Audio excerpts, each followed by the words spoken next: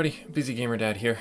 Going to be jumping into Final Fantasy 2 on the Pixel Remastered series. So, full disclosure, I don't know a lot about this game. I've only played it through emulation and on like the Game Boy Advance version, I believe is where I played it. And even then, I didn't play through all of it.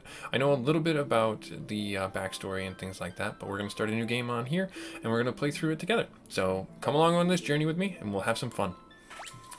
So right out of the gate, you can see that this is very different from Final Fantasy 1 in the sense that our characters come pre-named and we actually can't change their classes. That's intentional because in this game, there's a very different leveling mechanic, very different control mechanic for how you power up your characters. And we'll go over that in depth when we get in there. But we'll start this off and we'll actually have a pretty nice transition here. Let me get that mouse off the screen for us. After a long-lived peace.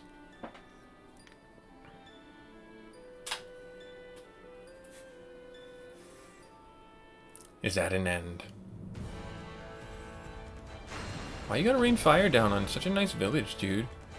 It's just rude.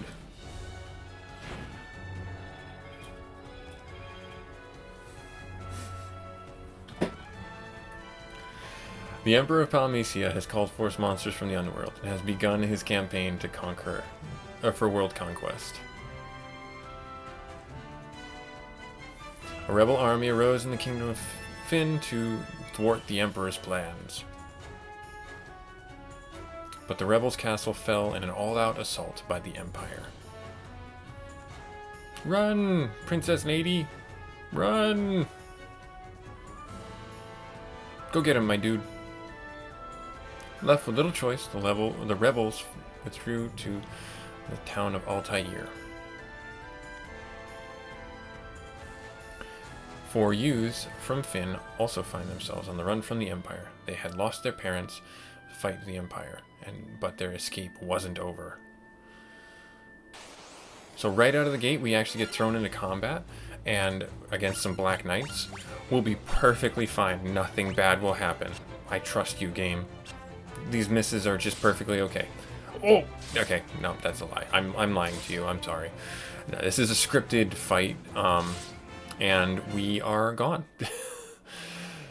That's it. That's it. Playthrough done. No, that was an intentional death, like I said. Hilda. Will he live? He will. I sense a strong life force within him. He should regain consciousness soon. We found them like this on the escape from Fynn, fallen from terrible wounds. By the time we brought them here, I feared it was already too late. His life is not in danger. The sigil will strengthen his life force. We should let him rest now. Of course. We'd best be off to the meeting. I imagine they're already waiting for us.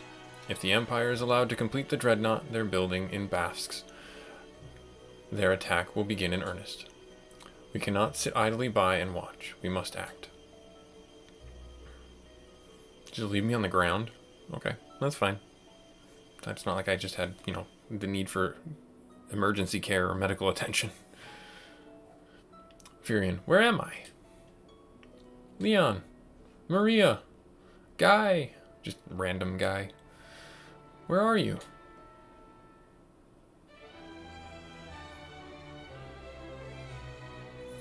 Maria. Furion, you're alive. I thought you'd... I'm fine, Maria. You seem alright too, Guy. But wait, where's Leon? Princess of Fynn, save us. But Leon not here. Guy. Oh, man. I see. Don't worry. I'm sure he's okay.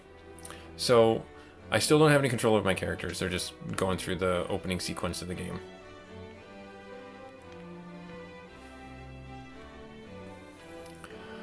So, you've regained your strength. Very good. Your life force is strong indeed. If it wasn't for you, it was you who saved us, wasn't it? Thank you. Forgive me, Your Highness, but there is something I must ask of you. Please let us join the rebel army. I would never allow such a thing. You know nothing of battle. You would only be throwing your lives away. You should return to your homes. But we have no homes. Not anymore. The Empire's attack, and our parents, they're gone. I am truly sorry, but that changes nothing. I cannot permit you to join our army. If you've nowhere else to go, you're welcome to stay in Altair. If you know our password, you should be able to live here well enough. So this is a main mechanic in this game, and it differentiates itself from pretty much every other Final Fantasy game, where you have these keywords that you have to learn. And you use them in pointed dialogue with key people to progress the story or unlock areas and situations, etc. And if you don't do that, you just can't progress the game. You can't progress in any way. So we're going to learn Wild Rose, the password for the rebels, and then we'll ask about Wild Rose. Wild Rose is the insignia of the Kingdom of Fynn. It represents our hope for flourishing future of strength and beauty. But what will become of Fynn now? I've heard that the Empire's captives suffer there in confinement even as we speak. Maria, your brother Leon is missing, is he not? It is possible he's being held in Fynn as well. But Fynn is far too dangerous to travel to now. The Empire's beasts still stalk the streets. Gaining entrance to the city will not be easy. The man at my right is Minwu, the white wizard who tended your wounds. Speak with him before you leave. He may be of assistance. And then we're kind of done with this. And then we're off and running. So we'll talk to Minwu. He's the white wizard of their court, essentially, of the Kingdom of Fynn. I see your destiny clearly. The future it holds seems closely intertwined with my own. You will begin by journeying to Fynn. That is the first steps towards realizing your fate. So we can ask about the Wild Rose. You're wasting no time using the password. Heed well the information it will bring you. You can learn much by the value of listening. I offer you one more bit of advice before you depart for Fynn. Those who have fallen in battle can be revived at the shrine. Good. Awesome. Alright, so heading to Fynn, are we? It's not a place to tell you what to do, but I'd reconsider if I were you. It's a dangerous place to be, you see. The city is crawling with the Empire's monsters. To the north lies the small village of Gatria. Judging by the look of you, you'd be lucky to make it that far. Before you go anywhere, I suggest you visit the room with the sigil that saved your life. You'll find people who can teach you a thing or two about adventuring. I think you're going to need all the advice they can spare.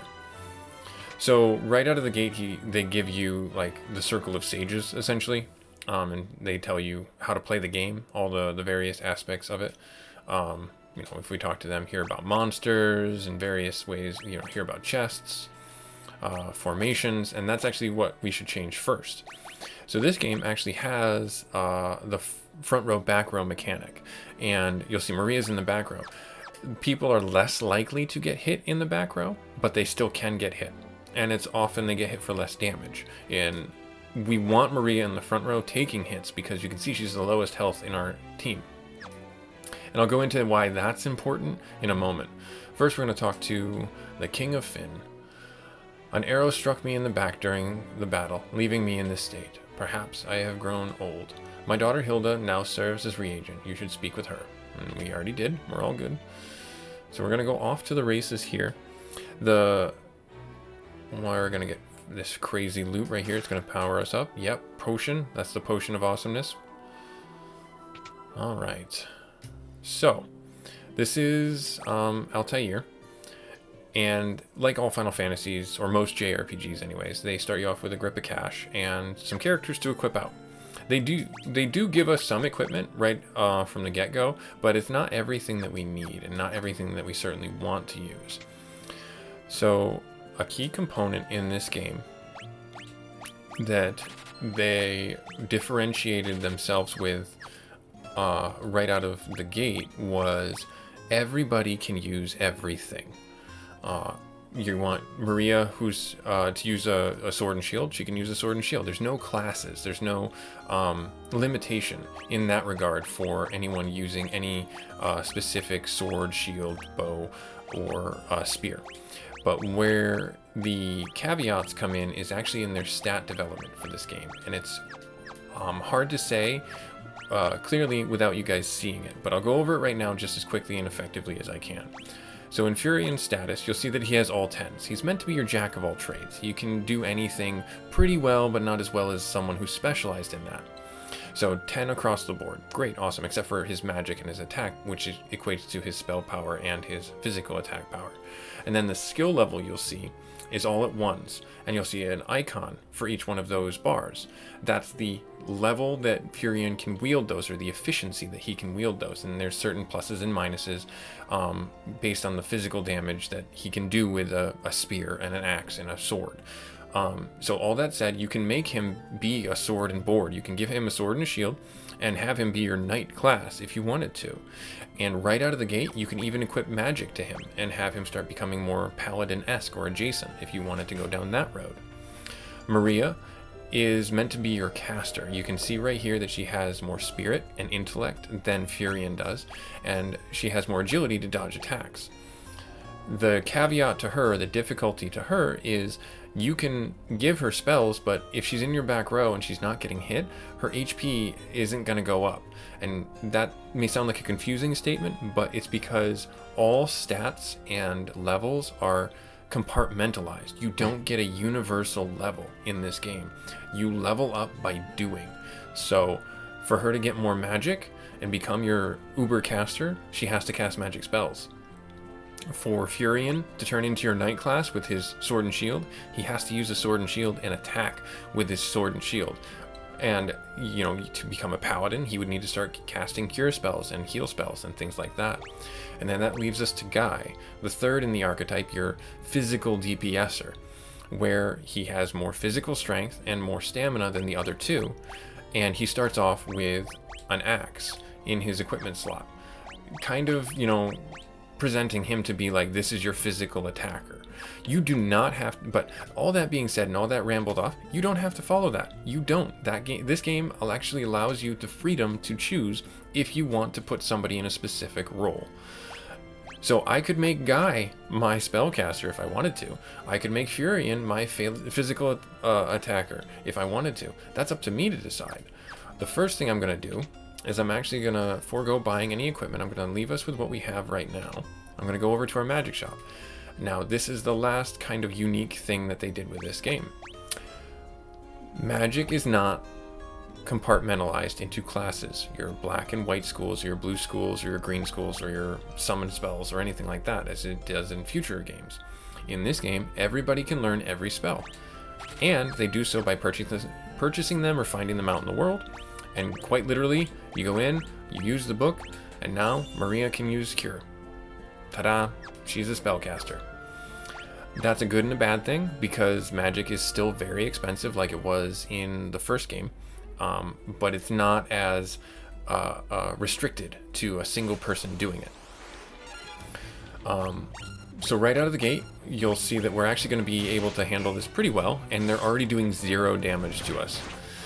Which is fine, it's not a bad thing, but at the same time, it's not going to help us gain status improvements, because you only gain status levels, and I say status levels simply because it's your status sheet that I'm looking at, your status sheet, or skill levels, by using certain abilities, like magic, or getting hit, like taking damage. So if you start a fight at 30 hit points and you leave a fight at 30 hit points, the game is restricted to knowing that you went in with 30, came out with 30, so there was no change, there was no difference.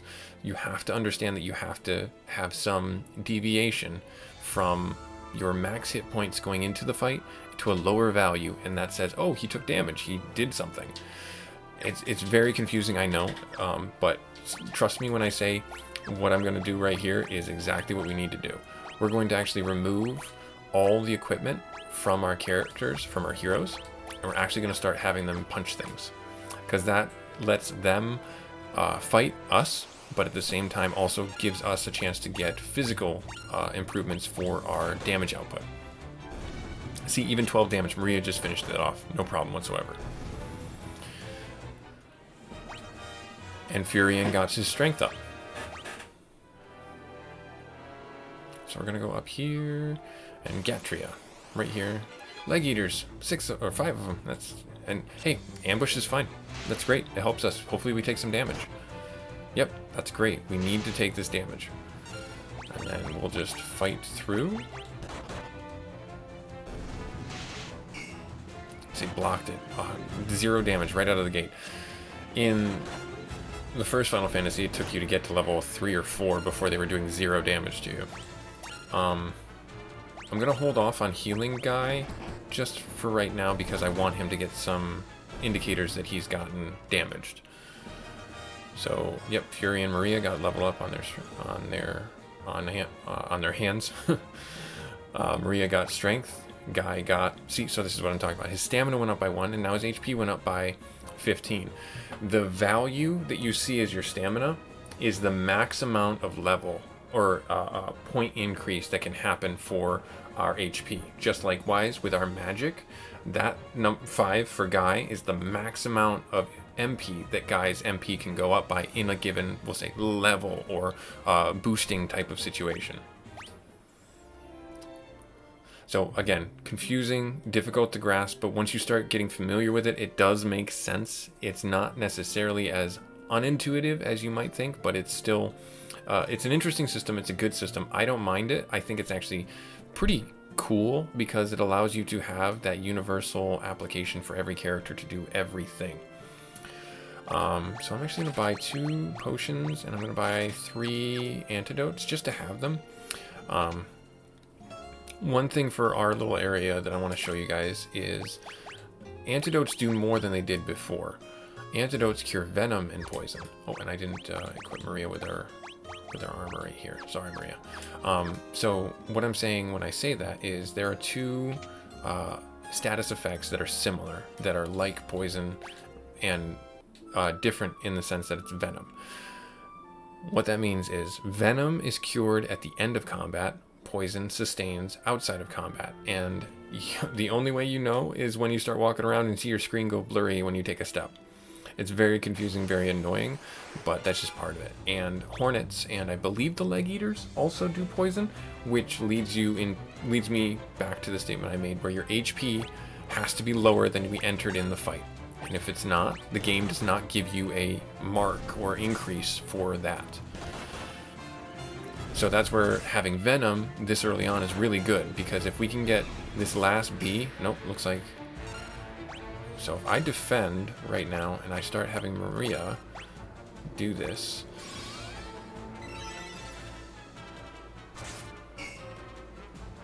which is great. I would love for Furion to get, you know what? I'm going to have Maria punch Furion, and I'm going to have Guy defend. Oh! Oops. Alright, so, well, Furion's hit point went down. So we'll have to go back to Galtria and get Furion back up. Maria's stamina went up, and Maria's strength went up. And then Guy's, again, he just leveled up the last fight. So just think about that. That's, like, really fast, but also it makes perfect sense in the context of how this game works and operates. I believe the Sanctuary's back here. So while I was showing you that, I inadvertently killed one of my people. But this gives you a chance to see this. And then Furion's back, but he's only at 1 HP, and we're going to use Cure. Okay. Alright, now, where do we go from here? I can't remember. We talk to people. That's a good way to find out. You talk to people. Oh, and there's a pub just outside on the outskirts of Finn. When the Empire invaded, the barkeep didn't make it out in time. They say he's still there pouring drinks for the Empire. And that's exactly where we need to go. So we'll make our way around the lake here.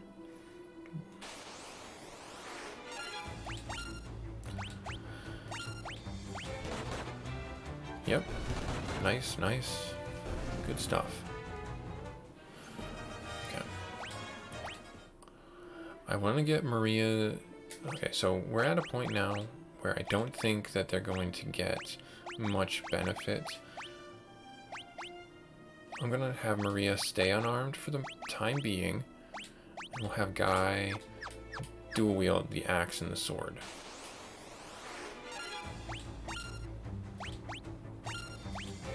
And then, yeah, they'll gain...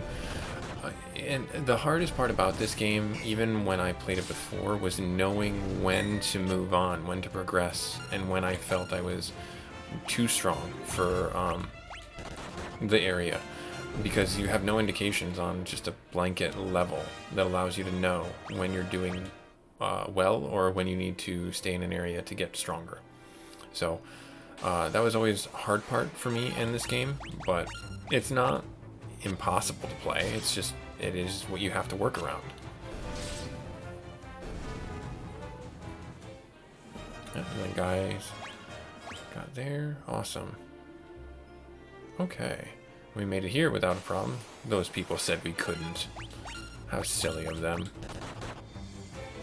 And then if this brings her unarmed up. Nope, just brings her. Okay. Strength up, that's fine. Finn, we made it here. And they said we couldn't make it here. It's just as we've heard, the city is crawling with Imperial soldiers. We have to be careful and make sure not to get too close. So, if they come in contact with us, we will get into a fight. And also, there's monsters roaming the streets of the city. So you need to be careful and not overextend yourself. Again, these are the monsters that we've seen outside, so it's not really that difficult, but if we do get into a random encounter with one of the guards, then we're dead. They're like essentially a boss. So one thing I want to draw your eyes to is you've seen that in the last 3 fights, Maria's gotten a hit off and her meter has not increased.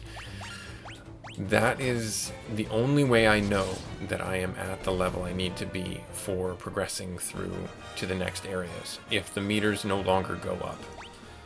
And so that tells me, okay, she can now equip her bow and start leveling that up, or staff, or whatever I choose to have anyone use as their equipment. That is the only way I've learned to understand progression in this game, from area to area.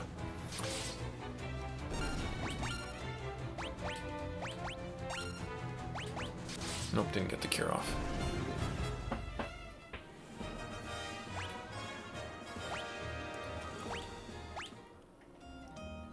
Yeah, this is one of those games that's really hard to navigate in those nuances.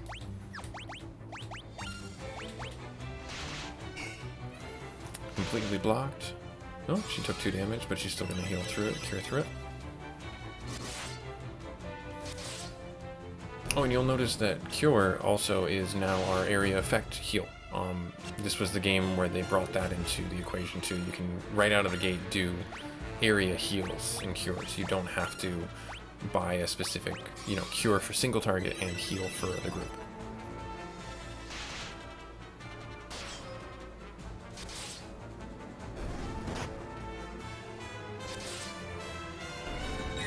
Nice. Yep, level up that shield.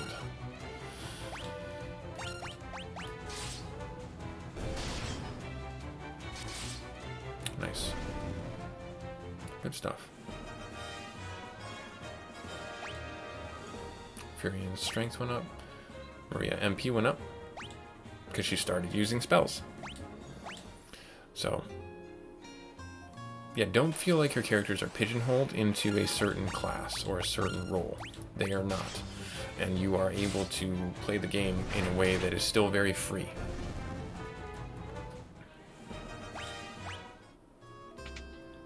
Alright, we're in the bar. I'm not going to talk to any of these guys because they're Imperial scum. But we'll talk to the bartender. Whoa, where do you think you're going? Customers aren't allowed behind the counter. These Imperials are as ill-bred as they come. But if we ask about the Wild Rose, aha, you're with the rebels. You'll find a secret door in this wall. There's a wounded soldier back there. Go and see if you can help him. What am I gonna do? I've had it with this place. You guys can take it from here. Don't let us down. Great, we inherited a bar. We don't have to save the world. We can have stable income. Now we have to go in the secret room in the back, like all good bars and speakeasies have. And well, before we talk to that gentleman or wounded soldier, we're gonna pick up some potions. Okay, soldier, are you going to turn me over to the Empire? At least have the decency to kill me first. I don't want them to take me alive. But if we ask him about the Wild Rose, prompts him to do more. So you're rebel soldiers, are you? My name is Scott. I am Prince of Kashwan. Kashwan. Prince Scott, you were told you fell in the battle. Thank goodness you're still alive. I am, but not for much longer. I'm afraid I must ask a favor of you. There's something you must tell my brother Gordon. Tell him I know he has great strength. He must learn to have more faith in himself. I also have a message for the king. Tell him the reason Finn fell so quickly is that Count Borgin betrayed us. He's been made a general in the Imperial Army. There is one more thing. Tell Hilda that I love her. No, don't deliver that last message. The confessions of a dying man would only bring her pain. That's true. It's very noble of you, Prince Scott. My brother Leon, have you heard of him? I'm sorry, but I have not. I wish I could be of more help. Here, I want you to take my ring. I'm sure it will be of use. Maybe it's all this talking, but I've grown extremely tired. If you'll excuse me, I just need to rest for just a little while. Thunk. And he's gone. This early on, we have a main character, or maybe main characters, but major death in the story arc. You obtained Scott's ring. So, pretty huge, in my opinion, to have that. So you can already see that this is a vastly different story arc than the first one, because you don't hear anything about crystals. You don't hear anything about the prevailing darkness in the world, other than the one that the Emperor is trying to create for the world and those inhabiting it. So what I'm going to do is I'm going to call this video here, and I think I'm gonna do the indulgent walk back with you guys in the next episode. So thanks very much for stopping by. This was Busy Gamer Dad playing Final Fantasy II Pixel Remaster. This is our first episode. Can't thank you enough for stopping and enjoying the video. Like, comment, subscribe, and let me know how I'm doing. Take care, everybody. Bye.